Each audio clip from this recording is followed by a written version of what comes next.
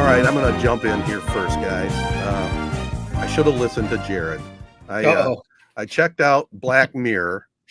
It's something I've been wanting to look at and see, and it just piqued my interest. He says, "Well, you should start watching with episode 7 because some of the other episodes are hit and miss." And I said, "Well, I'm kind of anal, I got OCD. I got to start with the very first episode, work my way up." First episode, let me tell you, if you haven't heard of it or haven't seen it, it is wild. It's one of the wildest things I have ever seen on television. And just to set the stage a little bit, it starts off with the British Prime Minister. He's woken up to a disturbing video. And in the video, he sees the Princess of England has been abducted and was going to be allegedly murdered, and the kidnapper is given some demands, what he wants the prime minister to do. Right. I'm not going to get into what it was, but it was absolutely crazy. And I can see why people would be turned off by that first episode. But to be honest with you, I couldn't stop watching it. And I was laughing. I was going, "Oh my God," stuff like that. It was insane. That first episode is wild, and that's the perfect way to start Black Mirror. To me, it's just like I for example, there's a new season out that just came out, I think last week, and I watched an episode last night, spent an hour watching it. At the end of it, I'm like, that's the dumbest thing I've ever watched in my life. Uh-huh. And that's the thing with Black Mirror. It's either the dumbest thing you ever watched, or it's a thought-provoking, well spent hour. There's really no in between. So that's, you are willing to hit the roulette wheel every time. Whereas I was just willing to say, hey, if you watch this one episode, if you think this is something you're into, I can send you a list of, 15, 20 episodes that I think are great. Right. But you went rogue, man. Your OCD, as you said, you had to go one by one. So how many have you watched since then? Just 2. The second one also was very bizarre, but I thought it was thought provoking. So I'm going to stick with it. It's one of those shows that it's quirky. You never know what these writers are coming up with. So I'll stick with it. I like that kind of entertainment that's off the wall. Even that first episode, for the shock value, it still was pretty. It was okay. You know what I mean? Yeah, it's not for everybody. It's not for everybody. Yeah, it's on season 7 now. Season 7. Wow, that's a lot to catch up on. So, I mean, you started at episode 1. Is it the kind of series that, I mean, you kind of just said it, but it's standalone. You have to start at episode 1? Nope, each episode standalone. It kind of, like I texted Jared from way back in my day, it kind of reminds me a little bit of the Twilight Zone. Every episode was different, kind of had that kind of feel to it. So not even like characters don't carry over. Like it's basically it's all just mini movies, like 50 to hour 20 movies. A couple of them have a couple of them are like 2 parts. A couple of them are sequels, that come back later in seasons. For season 7, I will say there's been one with Paul Giamatti that was awesome, and mostly that was awesome because it's Giamatti just being the man. Other than that, I've thought it's been a little underwhelming of a season. I think there's still one I haven't watched, but yeah, it's hit or miss, man. But when that show is right, it's some of the best TV you can watch. Mm-hmm. See, that's the kind of show, like I'm not about to watch 7 seasons of it, but if you gave me a top 5 episodes of Black Mirror, I'll go watch. I'm not gonna. I appreciate you, Ted, going all the way back and starting from the beginning, but no, I would take maybe like the top 5 episodes and watch that. Jared, would you put that episode 1 on your list at all? That's one of the most notable ones. It's not one of my favorites, but my girlfriend likes that episode. So and that's the thing. It is people have different tastes, and basically what I could do is I could just tell you, do not watch this one. Do not watch that one.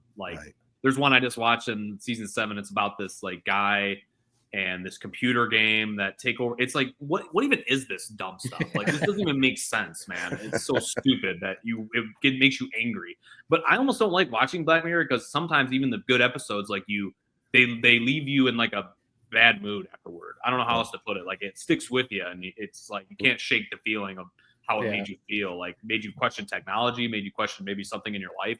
It's just it's you know the feeling after you watch something like that. You don't want to watch it right before going to bed, or you're not going to sleep. You just lay there staring at the ceiling, what am I doing with my life after watching that? Well, I have a bit of a positive one that I'll go through real quick. It's actually an audiobook, which maybe this is the first time there's ever been an audiobook recommended on Tedertainment. Usually it's probably murder mysteries, or I don't even know what I normally provide. Something that's it fits. Like fits the category. Yeah. But it's called The Baseball 100. It's this book by Joe Posnanski. This guy is a wizard with the pen. I'm not even a huge baseball guy, but how he writes this book. So basically, what it is, it's 100 most important baseball players in professional, not even just MLB. It's Negro League players in there. Basically, in baseball history. And each chapter is a different player that he highlights. 10 to 20 minutes on each guy. And the way he writes it, dude, it's how baseball makes you feel. It's like reading the Field of Dreams or something, like that feeling you get, like how can you not be romantic about baseball, the mythology, the nicknames, like he just gets it. I don't know how to explain it. It's what's one of the best books I've ever read. And it makes you realize, like, wow, the power of the written word is impressive, what it can do. Like, so for example, it gives you something to take away on each guy. Like for example, like I just wrote down a few, like, this is nuts. I texted Ted about this because this is his guy, Mr. Tiger. Al Kaline. I've been a Tiger fan my whole life, man. I never knew this story. So in his final game, he's sitting at 399 career home runs. I believe it was on July 4th. Is when this final game was. He subs himself out before his final at bat when there's this sold out crowd watching him play his final game. Subs himself out because he's got a sore shoulder. I mean, you talk like I texted it to him in a very pointed way because I knew it'd get a reaction. Yeah, you did do it. You always like to do that dagger. You talk about a coward's way out. For Mr. Tiger, his final game, he's getting booed by Tiger fans. Mr. Tiger, like, let's just pause right there real quick. But for each guy he writes about in this book, he gives you something to take away, like almost like a story to tell to somebody. For example, like Warren Spahn, great story about him. And these are people I don't even care about. I don't even know who they were until I start reading the book. So Warren Spahn would not beam people, like basically just a good dude, would not beam batters. He is a manager. When he very first started his career, his manager demands him to beam this guy. He wouldn't do it. The guy goes up to Warren Spahn. Manager goes up to him. You're never going to make it in this league. You have no guts. Warren Spahn goes, you do realize I got the bronze medal at the Battle of the Bulge, right? Like, it's just like there's so many amazing stories about each of these guys. Like, I can keep going. Wait, one more. Wade Boggs. So Wade Boggs, talk about just a POS move here. At the end of his career, Roger Clemens is in pursuit of like his fourth straight Cy Young. This happened at Tiger Stadium. There's a play that happens at third base. They rule it an error. And 2 or 3 unearned runs get added to, or basically score in this inning because of this quote unquote error. After the game, he goes to the stat keeper, basically bitches him out, says, that's not an error. Did you like not watch the game? The stat keeper admits he didn't watch the play that close. Roger Clemens' ERA goes up another like 0.7 in the middle of this like Cy Young season, just because he didn't want an error on his record. It's like it goes down the list, man. I got a lot of another ones. Well, last one, 2 more I'll say real quick. Phil Niekro. We know him because of the knuckleball. Did you know that in his last game, he finished with 300 career wins. In his last game, he threw a complete shutout where the only time he threw a knuckleball was for the final pitch for a strikeout. Basically just to prove to people, like, I'm not just a knuckleball thrower. Like, I could be doing this all along. I'm not just a knuckleball thrower. How about this one for off the wall? Satohara, basically a Japanese baseball player. Hit 55 home runs in a season. It's a majestic record in Japan. Like, if you remember Hideki Matsuyama, is it Matsui or what was his name for the Yankees? Yeah, he wore 55 because of this record. Like, it's a big deal. So back in the day, there was an American-born player. I wish I remembered the name. Basically, was like a 1 home run away from breaking it with like 6 games to play. The last 6 games of that season were against Satohara O's team that he was managing. They didn't pitch to him the entire series. Like, basically walked him every at bat. And it's been like this whole thing in his career ever since. Like, man, they never pitched to that guy. And this majestic 55 home run record like still stands to this day. I think it finally got broke. But anyway, so there's a few of the ones that I could keep going. I listed off about 5 more. This book is awesome, dude. I'm not even a baseball guy, and I'm like, I can't stop listening to it. It's like the guy who reads the audio book. I wish I wrote down his name. The voice of like an angel, like James Earl Jones in Field of Dreams. Like it's almost like this guy is reading the book.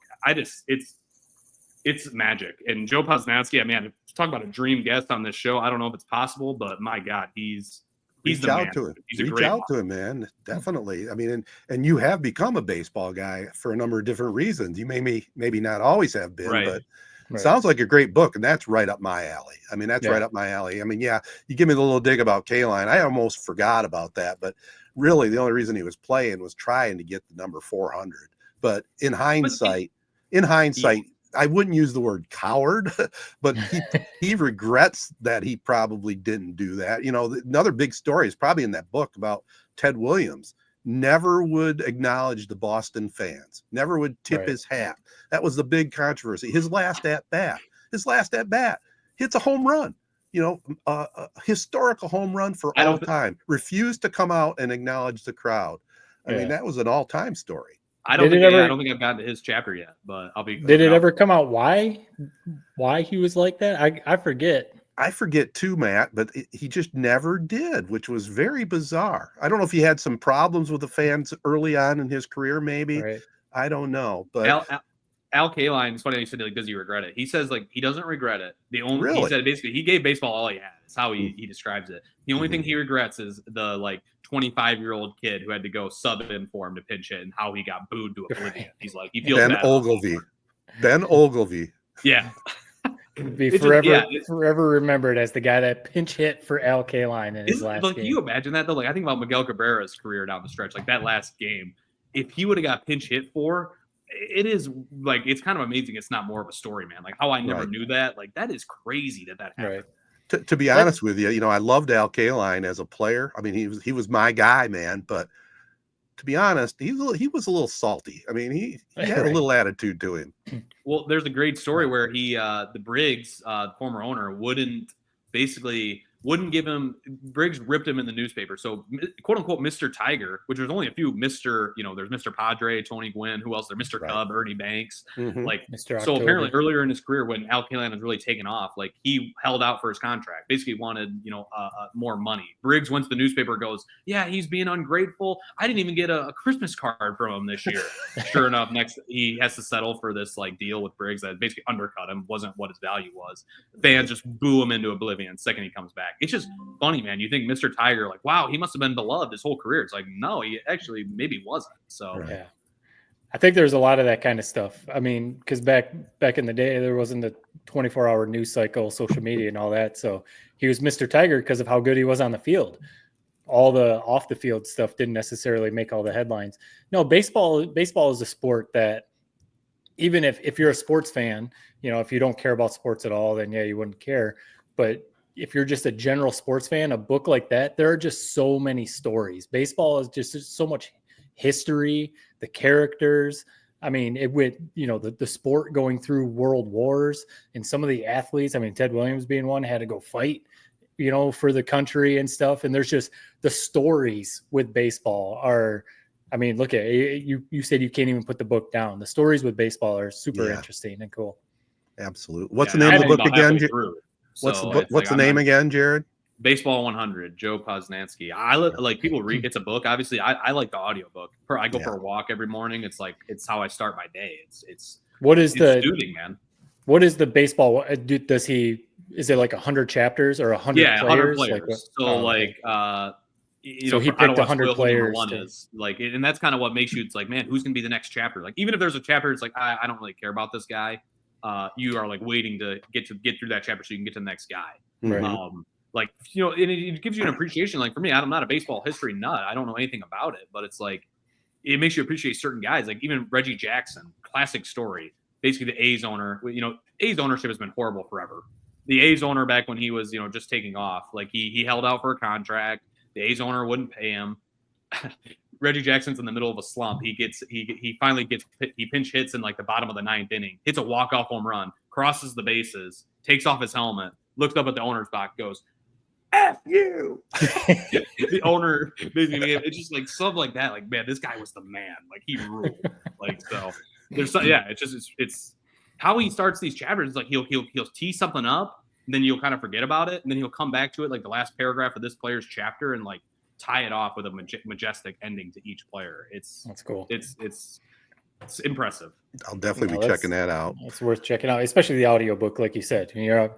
Ted, you're out on the pontoon, just play the audiobook in the background, sit there and have a nice little cocktail and listen to Baseball 100. Oh, I got a long trip coming up, so I think I might just do that in the car. That'd be a great way to pass time, without a doubt. You'll make that trip. It'll go by like that. Amen. By the way, I got one other thing. Do you got something to jump in with, Matt? Yeah, I was just gonna say real quick. I'm still catching up on White Lotus. I know we've talked about it a bunch on here, but we're slowly making our way through season 3. I can see the criticism that it received compared to the first 2 seasons. It started off a little slower. Maybe some of the stories weren't, or early on haven't been as interesting as previous seasons, but it's picking up now. I think we're through episode 4, and it's starting to heat up or whatever. So now it's kind of rolling, and we want to get through it. But season 3 definitely started slower than the previous 2 seasons. I can see it'll end well though, like you guys said.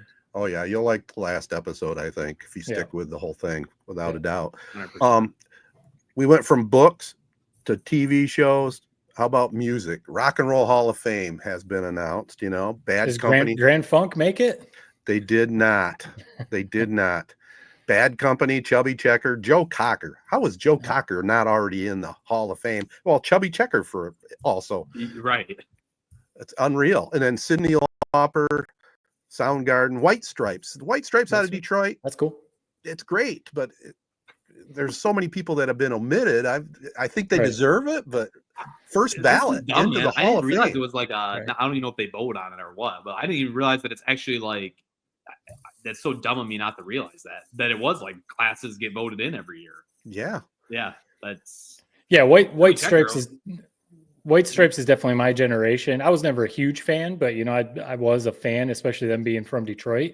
But them making it on first ballot is a little bit like, a little head scratcher. It's not a shot. Good for them. Well, they've evolved. Originally, it was just rock and roll. It really is the Music Hall of Fame. I mean, for God's sakes, the Rock and Roll Hall of Fame, and then Dolly Parton gets in, right? I mean, does she deserve to be in? Of course, a Music Hall of Fame as a songwriter and as a country artist. But think about this: some of the omissions. I did write a few down here. Female singers. Mariah Carey's not in. She had 19 number 1 hits. 19. Right. How do you not put her in? Diana Ross, she's in it with the Supremes, but she should be in as a solo artist as well. She kind of set the whole stage for diva artist. You know what I mean? Yeah. You guys might not even know this one. Thin Lizzy. I mean, they had some great hits, hard rockers. They were really good. They kind of changed the face of hard rock. Jethro Tull. I can't believe Jethro Tull's not in. And again, our always go-to. How can Grand Funk Railroad? I mean, they were top of the charts for 5 or 6 years, out of Flint. I don't understand it. And this one's kind of, it might sound funny, but the Monkees, they deserve to be in there. I mean, they had hit after hit in the day and age of the Beatles. They were talked about like the Beatles. Yeah, they were a manufactured group. They didn't write their own stuff, but they had a lot of great music. Wow. So they're just a corporate, like whatever they call it. Anyway. So where does the line get drawn though? If Mariah Carey's getting in, okay, well then now we got to let in, I don't know, Dr. Dre. Now we got to like what? Right. So that's what I was just looking up. This was a dumb question, but I was going to ask: is Michael Jackson in the Rock and Roll Hall of Fame? And he is. Yeah, absolutely. So it's like, okay, obviously he's one of the greatest artists ever. But is he necessarily rock and roll? I don't. So Dolly Parton being in, but not Mariah Carey. Yeah, they should change the name. It's that simple. I mean, Salt and Pepper just got inducted. I mean, Salt and Pepper, really? Okay. Outcast was pretty good. Hall of Fame? I don't know. Outcast ruled. Don't even really. Outcast definitely deserves to be in over the Monkees, in my opinion. Outcast is they're not even talented. Yeah, Outcast is pretty iconic. Again, though, if you're calling it the rock and roll, I mean, they're like hip hop, R&B, rap, right? Because it's kind of like the Basketball Hall of Fame. It's the best. It's not the NBA Hall of Fame. It's the basketball. International basketball. All of that. That it's almost they need to. I mean, they would have to rebrand the whole thing. Yeah, but it almost needs to just be like just the, I don't know what you would call it, Music Hall of Fame. But then that opens it up. Now you gotta go through and get everyone in, because there's probably 20 country artists that should make it in. There's probably a bunch of R&B artists that should make it in. You know, now you got to go through hip hop and rap and get all, like you said, Jared, Dr. Dre, and some of these other, you know, so. Well, once they started letting them in that were not rock and roll, they opened up. They opened it up now, right? Yep. So anything goes in music, I guess. But yeah, I wonder why. Again, she deserves it, but I wonder why Dolly Parton made it in. I would be curious what the criteria was for her to make it in, and not some of the ones that you just listed. Yeah, good question. I'm not sure. But then she said, "I don't deserve it," so she comes out and makes a rock and roll album with a bunch of cameos. Okay, that's cool. Yeah, that's cool. That's why she's in, because she rules. She's awesome. Awesome. Will someone like Taylor Swift make it in? Is she rock and roll? You know, but her music has evolved. She started country, now she's more pop. You know, but will she make it in? Do you think at some point? Probably should. 100%. 100%. Yeah. Right. No question. Sounds like they just have a branding issue. Sounds like they are letting people in. It's just they just, because it's such a strong name, Rock and Roll Hall of Fame. I mean, they got the Rock and Roll Is that the same thing? Like the cafes are a part of that, or? It's kind of similar. Rock and roll, the cafes have all the memorabilia. It's a great name. And I think once they realized that the rock and roll isn't really even a thing anymore, they probably said, yeah, we got to start opening up our horizons here. Yeah, and if you've never gone to it, it really is a great museum in Cleveland, right on the waterfront. I mean, it's a little pricey to get in. If I remember last time, it was like $30 to get in. But I mean, they got all this memorabilia from all these stars. It's really cool. Yeah.